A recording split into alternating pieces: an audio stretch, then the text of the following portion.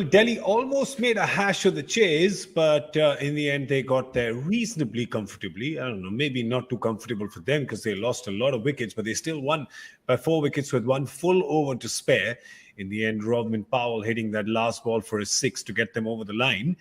With the last over, or rather the 19th over, that was bowled by Shreyas Iyer. Yes, you heard it right, not Venkatesh Iyer, by Shreyas Iyer. All that and more absurdities to be discussed on this Cricbuzz Live. I'm Gaurav Kapur, with me, Joy Bhattacharjya and Michael Vaughan. Vaughan, we'll start with you first. Shreyas Iyer bowling that 19th over is just one of the many bizarre things we've seen in this game today. Yeah, I mean, I think he'd seen enough of the other bowlers that he'd given a try to. KKR 5 on the bounce, not playing with any kind of fluency, confidence. They put up a fight in the field. And I just look at Delhi, and I think if Delhi play like that against a better team with more confidence, even though they were ahead of the game with particularly the ball in hand, and then Rishad had just an off 10 overs where he just switched off his kind of tactical brain. If he does that against the better teams, he loses. It's as simple as that. KKR just don't have the confidence at the minute, and they're lacking that fifth bowling option. They just do not have the belief in their team to win games. And Delhi have got away with that one, particularly Rishad. Yeah, fair enough. And not just the bowling, even in the batting, Joy. It seemed in the middle that Delhi was, we keep talking about Parthiv Patel and Virender Sehwag have this running joke in a Hindi show saying that Punjab comes with 26 players, the 26th player being the axe, because they axe their own feet. Today, Delhi had that 26th player out in the middle, somewhere around the 10th over for 2-3 overs. What was it? I think they lost 3 wickets for just 18 runs, and it looked like they really didn't want to win the game.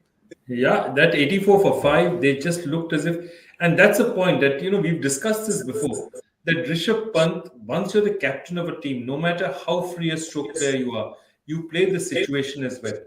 And he just somehow hasn't, done that. He hasn't consistently done it as a captain. And I think that's something that will worry Delhi a bit, that when he has those opportunities, he's not really converting them. There are lots of opportunities where he needs to do that. Now look at it. They started off, okay, Prithvi Shaw's had an off game. It's bound to happen one of these days. Mitch Marsh got a start but threw it away. I thought Warner was absolutely fantastic as he went along. Lalit Yadav, again, underconfident, 22 of 29, wasn't scoring very much. Fortunately, the target was not much. Finally, it took some really sensible batting from Rovman Powell and Akshar Patel to take them home. So it's really, the good news for them is Powell is in form, Akshar Patel is his reliable self. But the captain will be wondering, they'll be wondering whether the captain and Mitch Marsh are two vital pieces which seem to be off at this point in time, totally off. Got to talk about Akshar Patel. His batting was fantastic. He was going really well. 24 of 17, a couple of fours, 1 big 6. And then that run out was just so unnecessary. That was just a wicket gifted to the Knight Riders, Joy. And you felt like it was going well for Delhi. They'll get this chase done. Oh, there comes the axe again. And this time on Axer. Yeah, absolutely. Axe on Axer is a good one. But that's what. It was almost 2 underconfident teams with 2 captains who are second-guessing themselves who would make the least mistakes. As it turned out, possibly, as Michael has been saying for the longest time, Delhi just made fewer mistakes than Kolkata. Kolkata just didn't have enough to do. They almost gave this game away. Had this target been 160, Kolkata might have won this game. And then there's some, completely paradoxical decisions. I mean, okay, somebody like an Andre Russell goes for a few runs, but how do you bowl Venkatesh Iyer in the 17th over? I mean, Andre Russell versus Venkatesh Iyer towards the end. But he had no options left. He just had no options left at that point because no, but he could have bowled back Russell. Russell is bowled. Russell bowled the 16th, hadn't he? Russell had bowled the 16th. No, he hasn't. Sunil Narayan is bowled. Southee's bowled the 16th. Apologies. Yes, Saudi had bowled the 16th, but he was just out of options because Harshit went off the field. So, wasn't it? Harshit went off the field. So what I'm saying is he could have easily brought back Russell. Russell ends up bowling 1 over. True. And he bowls. Yeah, that's right. Miscalculation. Sorry, I'm miscalculating Shreyas's miscalculation. There was a miscalculation there. I agree with you. Can we just say they were rubbish? It doesn't matter. It doesn't matter who they bowled around. They were rubbish. Yeah. They had 2 bowlers. They had Umesh Yadav, who was magnificent. They had Sun on the Ryan. Between those 2, they got 4 for 43.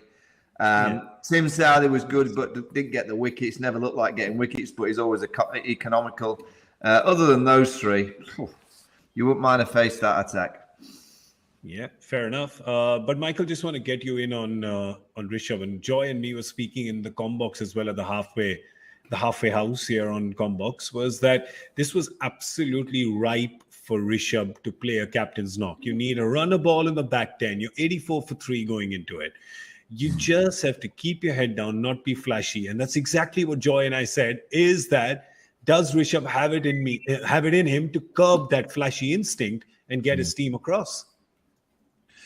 Well, yeah, I mean, I hear that expression all the time, a captain's innings. It shouldn't be a captain's innings, it's just an innings. It's an innings that the game requires you to play at that particular moment.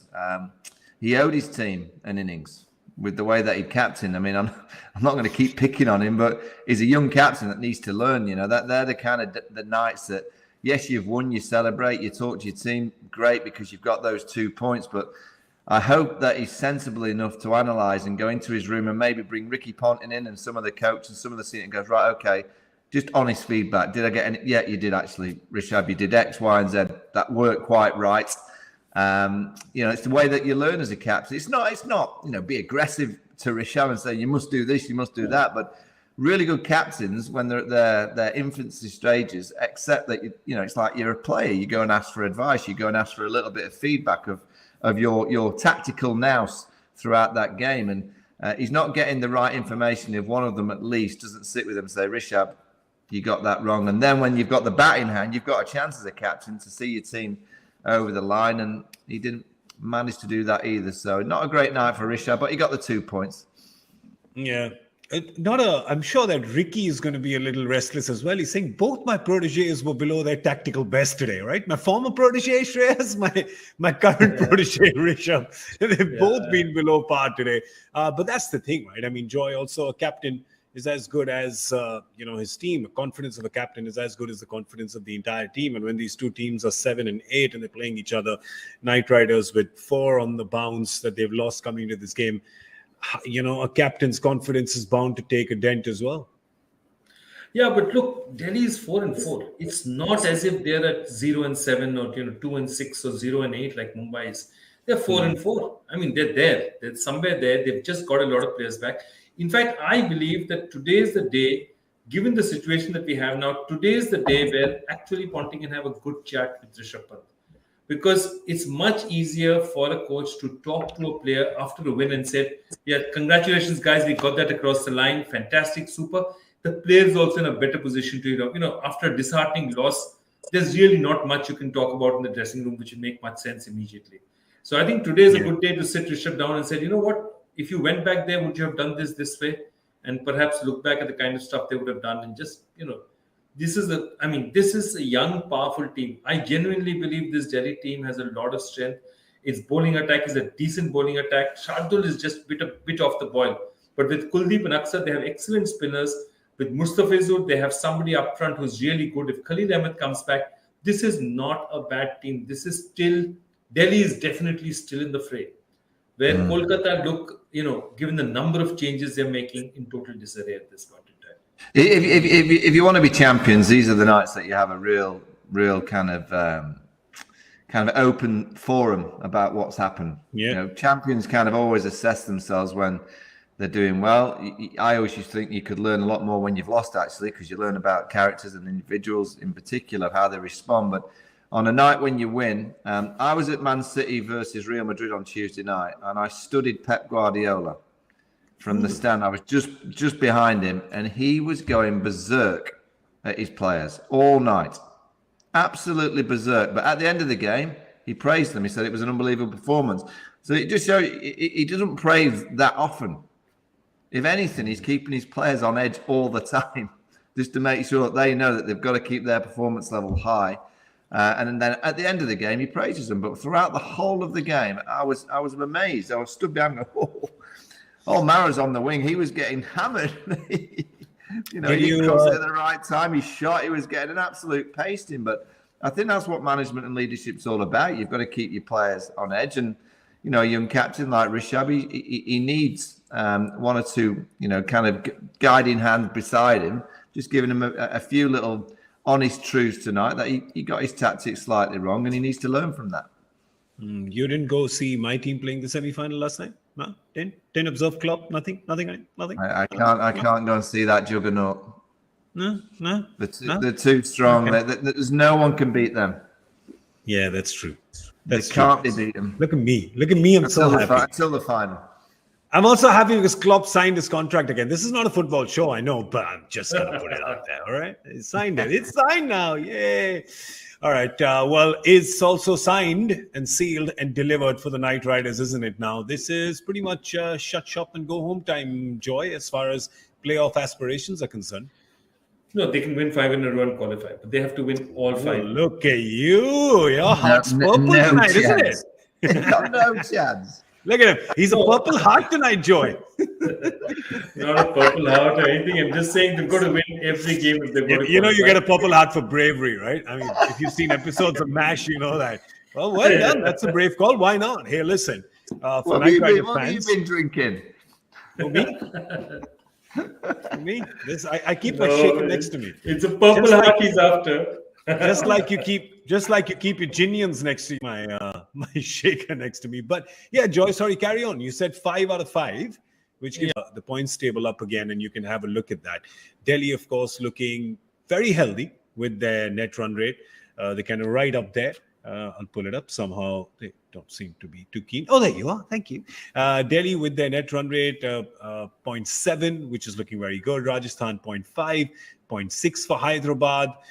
So, you know, there's some very healthy net run rates that are out there. And with Kolkata being negative, that's where the problem is, Joy, that even if you get up to 16, you know there's going to be a traffic jam. There's going to be some, net run rate deciding ones. And for the Knight Riders, unfortunately, they've been on the wrong side of that net run rate qualification scenario a few too many times for their liking. Yeah, absolutely. 2012, 2019, there have been many such, 2010, 2019, lots of such circumstances. And I think, look, it is mostly a gone case. I think what they need to do is the only thing they can tell themselves is play one match at a time. Just play one match, see what you're doing with that match, see whether you get a result or not, move on to the next match. The problem is that they've just dismembered their team.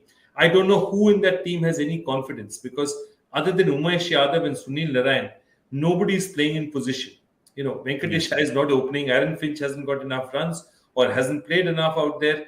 You know, Nitish Rana is being moved up and down like a domino. So nobody out there has any confidence or surety in what they're doing with the team, except for those 2 bowlers. And I think that for me is a primary concern, not their talent. What happened though, Michael? I mean, there was a time in the first few games that they were top of the table, healthy net run rate. They were really looking like, you spoke about Liverpool being a juggernaut. This team, after a few wins, they were really looking unstoppable. And then something's just gone drastically wrong for them. Yeah, it's his confidence and maybe just over tinkering. My advice would be to go right to the start, and whatever they were thinking at the start in terms of their roles and their combinations, go back to that, because it was going okay, and maybe they lost a game or 2 and suddenly start to rejig. They had a couple out with an illness as well, so I guess they weren't helping that regard. But whatever their best team at the start was, in the roles that they were thinking of playing those players in, just go back to that. Because it was going to work a few games ago, and it did, and now it's kind of just got us all confused about who's going to bat where, what the combinations are going to be. Just go back to what they felt was their best team in the roles that they felt they were in, and get that out onto the park and see how it goes. Yeah, I think, or maybe they could, Joy, just send Andre Russell into the Delhi dressing room and just hold Kuldeep's hand and bring him back. Just say. I think it's a bit too late for that, because it wasn't one season. It's a scary stat that Kuldeep took 3 wickets in 5 wickets in 3 years for Kolkata, and he's taken, I think, 7 or 8 wickets against them in the 2 matches. 8 against them in 2 games. It's 4 and 4. Yeah, 4. He didn't even bowl his entire quota today. Let's not go back 7 there. overs. Yeah, 8 wickets in 7 overs against his former team. Geez, talk about finding a captain for your point to prove 11. The shoe is here. He's been absolutely fantastic, and that's why he's the player of the match today. And just just even the wicket of Russell, Michael, you'd think, and we were talking about it earlier, you'd think that, that's Russell's going to say, I've seen enough of this guy in the nets. I'm going to put him out on a marine drive. And Kuldeep takes up the challenge, and he was like DJ Kuldeep because Russell was dancing. Yeah, I mean, I think there's some fine sights in cricket, but there's no greater sight than a leg spinner just producing a bit of flight and then bamboozling a batter with a ball that goes away from the bat. I mean, I'm staggered that Andre Russell thought it might have been a leg spin. They're not going to spin it into his arc. They're going to be spinning it away from his arc. So I thought he might have got a little bit closer to the ball, but there's no better sight than a batter being deceived through the air with the spin. And then, he managed to just kind of get the ball back onto the stumps. Rishad, that was a bit of fortune on that occasion. But it's a great piece of skill. He's bowling beautifully, just the flight. I love seeing spinners having the confidence to be able to get the ball above the eye line. It's not easy, particularly at the Wankhede. It's not a big ground. But there was just enough there from him off the surface to offer a little bit of hope. And he's bowling beautifully. He's got that energy. He's got that great body language. So he's been a fine signing. He has, and they've backed him, and he's really come good. He's right up there. I think he's got the same number of wickets as Yuzi Chahal now, so just one below him. So definitely one of those contenders for the purple cap. It's not. By the way, who won the power play game? I did. Exactly. Who got 47? 47 on the dot. It's me. Just nobody clapping. It's just. Are your Ginians clapping, Michael? Yeah, they're down here. Yeah, they're not actually. They're not bothered. They feel that the second innings, if it's not won in the first innings, they have no interest. No interest. It's like a consolation game. Your prize. It's like a consolation. Yeah, the Ginians have just punctured a little hole in my happy balloon. But okay, well, I'll tell you, it was a happy day only. It was a happy day for Yadavs today. If you were a Yadav, it was a good day. Kuldeep, Lalit, Umesh, it was a good day for all the Yadavs. And it was a good day for Nitish Rana. So there's a few positives to take away for both teams. Obviously, Delhi takes the points, but for Calcutta, there's a few positives they take away. One is the form of Nitish Rana, who did really well. Rinku Singh with a little bit of flourish right towards the end there as well. And Umesh Yadav with his bowling, he's just been, again, another, and Joy, we keep talking about this, another shoe-in for your point to prove 11, because nobody bought him in the first round. It looked like he may not get an IPL contract, and then the Knight Riders get him at base price, and he's just showing all the other teams saying, I don't know how you guys could miss me, because he's just been unplayable, hasn't he? A, that, and B, I think really these pitches suit him. Wankhede, CCI, good bounce, nice, you get bounce out here. He gets a bit of movement, he gets a bit of pace. And at least what they're doing is they're bowling him well. They're using him they're using 3 overs early, sometimes 2, sometimes 3 overs early, 1 in the middle. They're not giving him too much of the depth because that's not his strength, but they're allowing him to attack. And I think that's what's important for them. Again, today he was back. I loved, the fact that the David Warner wicket for me was terrific because he got him with a ball that, David Warner is one of the safest, smartest batsmen in the world. He plays the odds very well. And he caught David Warner with a ball that it became big on him, as they say. It got big on him and he didn't know what to do with the ball. So I think that's what I like about him. He's giving them a little bit of an edge in that department. Mm-hmm. Now they've got Sunil Narine. So that's what I'm saying. None of these teams are terrible. They've got pieces. It's just that maybe too much tinkering has broken these pieces and they don't know what to do with each other. And I think that's the problem with Kolkata more than anything. Mm-hmm. Well, okay. So that's the story with Calcutta and Delhi. Both have a little bit of soul searching to do after their performances today. But both have some positives to take away as well. Let's have a look at the game that's happening tomorrow now. Friday Night Lights. All right, what's going on there? We've got Punjab playing Lucknow tomorrow. There's one team that we've seen it just getting derailed so often now. That's the Punjab team. New personnel, though, and it's a good-looking team, this one. And on the other side is a brand new team, Lucknow, under the the captaincy of KL Rahul is doing really well. KL Rahul himself is doing really well with the bat. Let's ask Michael and Joy if they see any changes happening. Let's pull up one of the teams and see if they see any changes happening in the 11. Who's coming first? Come on, bring it. Don't worry about it. Punjab, there you go. There's Punjab. Joy, do you see any changes happening in this team? They already did some changes last time, didn't they? They got, instead of Obid McCoy, instead of... they got Shah Rukh Khan. Yes, they got Rishi Dhawan in. Correct. They got Rishi Dhawan in and Sandeep Sharma in for Vaibhav Arora. They've got Bairstow and Rajapakse both in there. Look, I think they're going to stick with this team. This is not a bad team. This is a powerful batting lineup. Shah Rukh has not given them enough, and they feel that Jitesh Sharma gives them something with the bat as well. Rishi Dhawan bowled really well for them. Rabada is there. This is not a bowling attack that will scare anyone. Rabada and Chehra good. The rest of it is, Arshdeep can restrict a bit towards the end. But this is a very powerful side. And even in a match where they didn't do well with the bat, they got 187 runs. On a day that Livingstone failed, they still got 187. Mayank Agarwal has still not got going as yet. The only way this team can win is score 200 and chase down 200. I mean, they're not going to restrict anyone in any way. They've got to chase it down or just put an unbeatable target on the board. Yeah, I mean, but they're a batting side. They're a batting. Yeah, correct. We say that, Joy. But if you look at their bowling, right? If you look at the 11 that they bowled last time, their bowling is not too shabby. So maybe they're just being a little predictable, right? You've got Rahul Chahar, definitely has been doing well. Arshdeep Singh, who's just so miserly, at least towards the end, right? Really varies up his pace, his line and length really well. Kagiso Rabada, one of the best in the world. But somehow this little 6 and 5 that they're playing, Michael, it just makes me a little nervous. 6 really heavy hitters, batters, and then you've got your 5 bowlers. That's just kind of makes me a little nervous. Yeah, but I'm with Joe. I don't think the bowling's as strong as some of the other sides, so they probably feel that they need 10% over par. I like the way they batted in the last game. Shikhar Dhawan, I believe, is the key. If he can just play, he's going to score heavily, but if he can just play and almost play an anchor role for the rest of the firecrackers to come out and strike.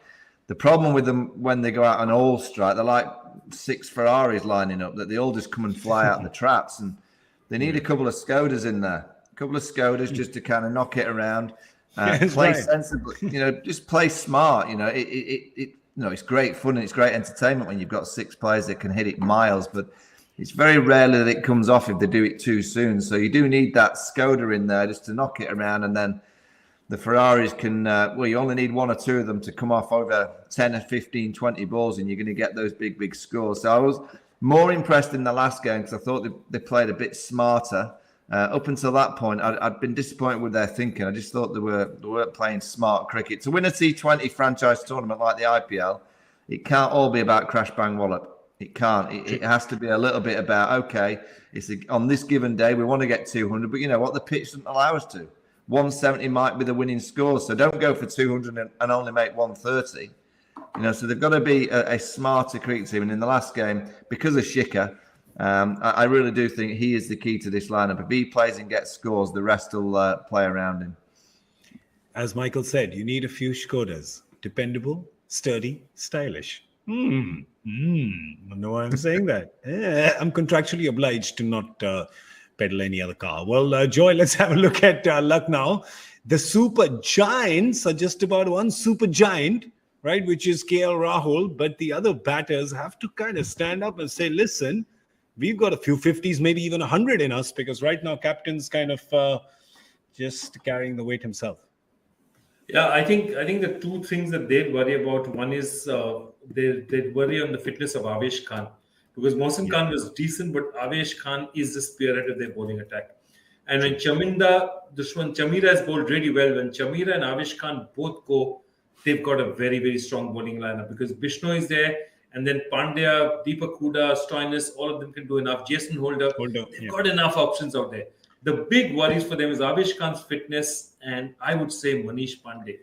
That there you go. So 3 position. Exactly, because let's say you don't play him there, right? Here's what your batting lineup looks like. Then you've got Stoinis at 3, Huda at 4, Pandya at 5, Badoni at 6, Holder at 7. You can get a Krishnappa Gautam in, you get a bowling option, and you put him in at 8. that's looking like a go batting lineup, Michael, all the way up till number 8. And Manish coming in there with a 20 ball 20, it really kind of bogs down the impetus of that innings. Yeah, I mean, I don't think they've. I mean, Stoinis got 0 in the last game at 4, but I don't think they've got it right with Stoinis. I'd put him at 3. Just bat him at 3. You know, he's a striker of a ball. Give him a few balls to get in. I think he's a better player when he's allowed that time to just get in, and then he can strike. So they're a little bit like Rajasthan, who are so reliant on Josh Butler. You know, they're so reliant on KL Rahul, which is fine if he's continuing to score the runs, but it's T20 cricket, and they're going to get low scores at the top of the order. So you do need more of a team effort to get the scores. They're a good side. You know, I think they're very, very dangerous because a lot of those players that we're talking about, Stoinis, Quinton de Kock, they're high class. You know, they are world-class performers, and they can get form and confidence. You know, they could go quite far in this tournament. But, the bowling options are decent. You know, as George just mentioned, I think they've got good variables, good variations on the back of a decent win in the last game. But I don't see them going all the way. I don't see that they have enough to go all the way. I think they're too reliant on one or two individuals. Okay, let's have a look at the points table and see what the repercussions of this game could be for both teams. Lucknow, obviously, in the top half of the table there. They're number 4 with 10 points. And Punjab, not too far behind. They're on 8 points. So while it may seem like, hey, Lucknow's been having a good tournament and Punjab's not been having a good tournament, there's only one win that's separating them, which means that tomorrow if Punjab wins, they're level with Lucknow. So there's some interesting things happening in this tournament, Joy. And that's why we're saying if you're not there and thereabouts, and if you get left behind, it's very difficult to catch up because the teams that are above you are then just bunching up closer and closer. I mean, anyway, I'm predicting it's kind of a 6 or 7 way shootout for the top 4 spots. Yeah, I think it's now 7. I think Kolkata is also, after today's defeat, has fallen away substantially. You're looking at 7 teams really competing for 4 spots. But in those 7 teams, I see almost the Titans are running away with it. I think everybody else, especially 3, 4, 5, 6, 4, 5, 6, 7 are bunched really close together. So you see Bangalore, Delhi, Punjab, and Lucknow, they're pretty bunched pretty close together. So is Hyderabad, actually. So it's only really Gujarat who's got a huge lead and Rajasthan who's doing decently. The others, 3, 4, 5, 6 are bunched together. 3, 4, 5, 6, 7 are bunched together. I'm telling you, it's going to come down to net run rate. I'm not really saying anything fancy or not being a soothsayer here because this is what ends up happening every year anyway with 8 teams. And this time you've got 10. So it's going to be exciting. And again, a question. Actually, Joy, I got to tell you, yesterday, Sean Pollock asked Pommy and me a question. We were struggling to kind of answer the math of it. And we're both not mathematicians. We may be magicians on air, but we're not mathematicians. So Sean Pollock asked a very simple question. He says, why are you guys saying that you need 16 points to qualify when 14 has qualified in the past? And we said, we know the answer because it's 10 teams as opposed to 8. And then he said, but they're playing the same number of games. No, that's not the logic. So yes, Joy, come on, tell us what the answer is. The logic is that you have to get more. See, when there are difference, suppose there are total number of teams is 8. Okay, so for your chances, so what is par? Par is 7 and 7. Okay, so if you're 7 and 7, that's basically your par. The problem with 10 teams is you have to be far more than par to qualify. So there's a simple answer. Yeah, that's all you need to do. So it's a simple thing. So I'll ask you a simple question. The way to look at it is, suppose there were 100 teams and only the top 4 qualified. Okay. Yeah. Now, suppose all of them had points and all of them played 14 games. Would 7 and 7 qualify the same way as they would qualify in 8 teams? They wouldn't. No. Somebody would have to win 13 and 1 to qualify, right? Yeah, fair enough. Yeah, that's right. So the more the teams you add, the more matches you need to win to qualify. Out of interest, Joy, what year do you think there will be 100 teams? No, but we'll be having quadruple headers. Michael will be having quadruple headers. Come on here at 7 a.m. and stay on air till 2 a.m. Right? Absolutely. I think and God forbid if there's super overs in there in any of those 4 games, we are finished. We are done for. And listen, I say that though, but I got to tell you, the first World Cup in 2007, first T20 World Cup that India won, I was in Singapore doing the live show there. It was happening in South Africa. The 3 games a day that time. 3 games a day. They used to finish at 3 a.m. Singapore time. And this World Cup as well, we have triple headers. So I think I'm going to have a chat about my Cricbuzz contract. Can't be done with triple headers. No, sir. This is not happy hours. Can't do 3 for the price of 1. Sorry. No, can do. All right, but tomorrow there's just the 1 game. And of course, on Saturday and Sunday, there's the double headers. So there's 2 games on Saturday and 2 games on Sunday, which means that over the next 3 days, you're going to be seeing all the teams peddle their wares on that the green fields of Maharashtra. But right now, that's all we have time for. Oh, we got the joy factor question to answer. Over to you, Professor Bhattacharya. We got Rishabh involved in it. In 2018, Rishabh Pant narrowly missed repeating a feat achieved by Mark Craig in 2014. What is it? And that's basically, it's such a typical Rishabh Pant answer. Basically, hit a 6 of the first ball faced in Test cricket. Wow. So Mark Craig actually hit a 6 of the first ball he faced in Test cricket. Rishabh Pant hit it in the second ball. Obviously, he couldn't wait too long. The next ball, he went for a whack and he hit it for 6. Yeah. No, I don't know. I don't know if anybody has cracked that. Did anybody crack that? People do. You've got crazy fans. These guys are just way too good.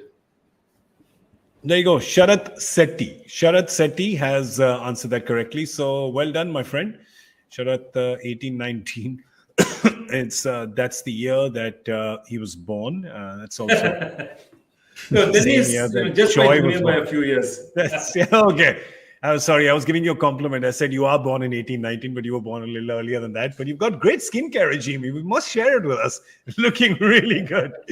Okay, that's all we have time for. We got to go now. But thank you so much for watching Cricbuzz Live. A big thank you to Michael Vaughan. Send some cold weather our way if you can, please.